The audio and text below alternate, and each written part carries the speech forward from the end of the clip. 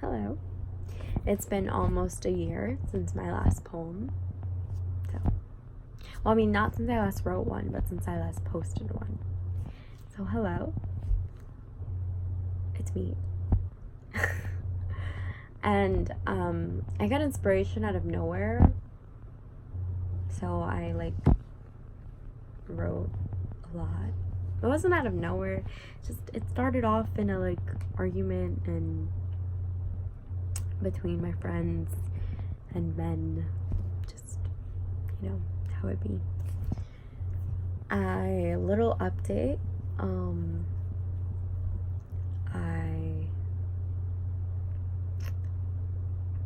leave in 3 weeks for boot camp. Not that anyone on here would really care, but just a quick update. So this will probably be another year till my next video. Or actually, maybe I'll do a cute little update in the 10 days that I come back after boot camp. Because the girl's gonna do it. Anyway, here's the poem. I heard a poet say that as artists, our job isn't to make the people who look like us chuckle, it's to make the people who look like us uncomfortable.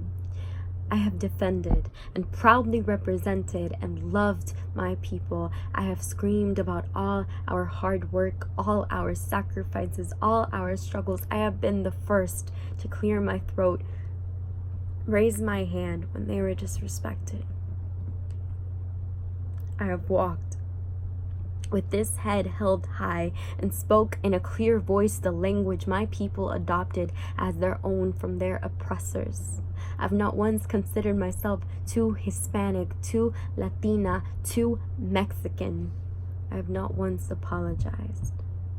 But it's unfair, wrong, for me to highlight all our hardships and completely glaze over our flaws, like the dominant anti-blackness in our communities, the prevalent homophobia in our Catholic homes, the startlingly high number of suicide attempts, and Latin girls, the dangerous fantasies of independence bred from the overwhelming claustrophobia caused by the unrealistic obedience expected from our Latin parents.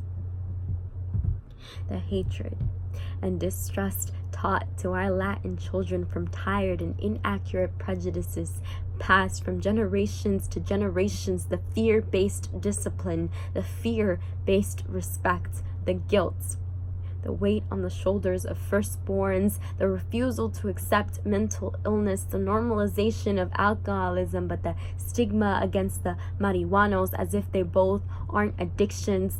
And if I had to choose, I would much rather talk to someone who's philosophizing light bulbs than someone slurring insults at me.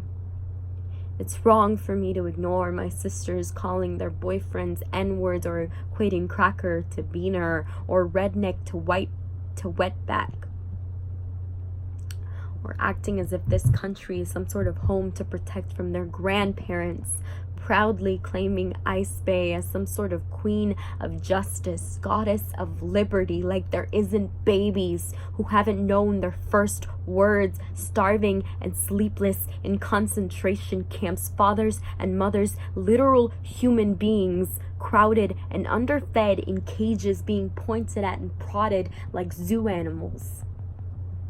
The first generation here has had so much privilege, so many cultural barriers in our own homes. Some of us have the gall to stomp the flags of our parents and erase their dreams and their plans and their experiences by screaming the racist, dehumanizing motto of the man in office, by agreeing with the ridiculousness of the border because of the danger of the drug dealers coming in with their cocaine, as if their parents didn't come in, as if the government doesn't flood their own cities with drugs to ensure the poverty continues, as if the government doesn't fuel the crime and the projects, as if the government doesn't thrive off of drug money and under the table arrangements, as if the government gave any kind of fucks for any one of us. I love my people.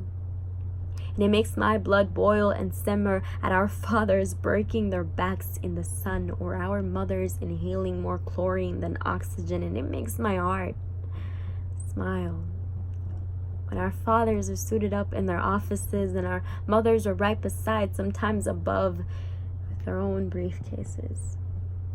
But that doesn't erase or eliminate or cancel out our fathers drinking through 24s in hours, and our mothers telling us to put on a bra when they get home.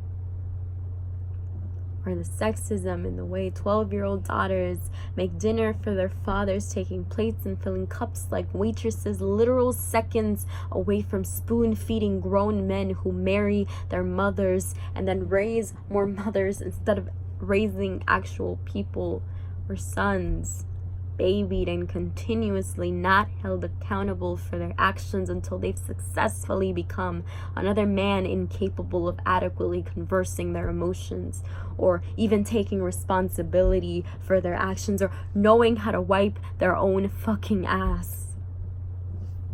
I love my people, but I know my people are flawed, and I will never cease to defend whilst holding all of their mistakes in their faces till we all own up and change our vocabulary, our dehumanizing actions, our antiquated societal norms. I love my people, but I know we can do better.